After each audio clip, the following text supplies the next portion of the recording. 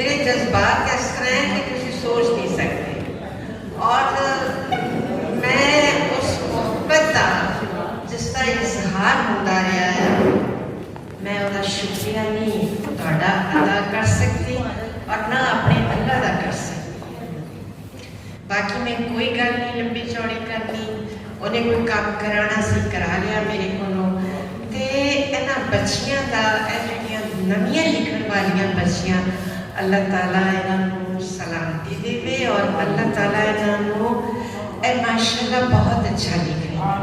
मेरी तबीयत आजकल देखो ना, हुण 81 साल में जा रहा है रहती है कि मैं दुआ करती पई सी कि या अल्लाह एक कुड़ियां ने इन्नी मोहब्बत के नाल मैनूं बुलाया, अल्लाह मियां मैं सही सलामती नाल अटेंड करा। दुआ ज़ीबी दी किताब का फंक्शन कर मैं उन्होंने अटेंड करा ते अल्लाह मियां मैनूं तौफीक ते हिम्मत इंशाअल्लाह। सच्ची जिहड़ी गल हैगी आ, बाकी अवार्ड तो ज़्यादा ते वो मोहब्बत मिली आ जिस मोहब्बत का मैं कभी सोच नहीं सी सकती कि इतना प्यार करते हैं लोग। ते अल्लाह मियां है सब नूं सलामती देवे, अल्लाह ताला मुल्क नूं सलामती देवे, तुहानूं सदा नूं अपने घरां च खुशो आबाद रखे, ठंड रखे। तुहानूं बस साडी मेरी दुआवां आ तुहाडे लई और मोहब्बत है। मैं की कहना है, बस जिहड़ा काम मौला ने लिखना होंदा है कि इहने काम करना है, मैं वो काम कर दिंदी। बाकी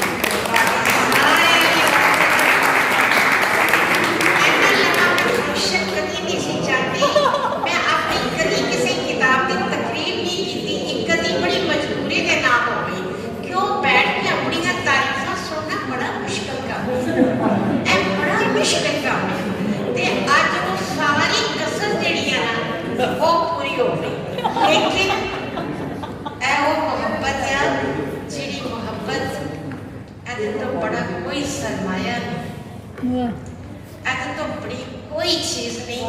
मेरी माँ बड़ी चिट्टी अनपढ़ औरत सी ते बड़ी उन्होंने बहुत मोहब्बत सी और मैनू उन्होंने ये मोहब्बत नसीब हुई है। ते उन्होंने जिस वेले वो फौत हुए तो मैं देखा कि साढ़े घर दे विच वो औरतां आईयां जिन्होंने मैं कदी नहीं सी देखा है। हर औरत जिहड़ी आई दरवाजे बड़ी तो ने क्या बड़ी मोहब्बत वाली खुश अखलाक औरत। मेरे ये झूठा जड़ा सी इत्थे गड़ गया ते मैं साडे महल्ले दे विच यूपी के लोग सी ते उन्हां दा बेटा डॉक्टर सी ते वो आया हॉस्पिटल तो कि उन्हें अपनी माँ को क्या कि आपको पता है आज कौन इस मोहल्ले में फौत हुआ है? तो दी माँ ने क्या, मैंने मस्जिद में ऐलान सुना था, मुझे पता नहीं है। तो ने क्या आज इस मोहल्ले की सबसे ज्यादा मोहब्बत करने वाली और इखलाक वाली औरत, जिस वक्त वो औरत अफसोस वास्ते मेरे को आई थी, उन्हें ए लफ्ज कहे, खुदा दी कसम है जुमला जड़ा मेरी जिंदगी च जिस तरह अन्नी गड़ जाती है ना, ऐसा गड़िया गया।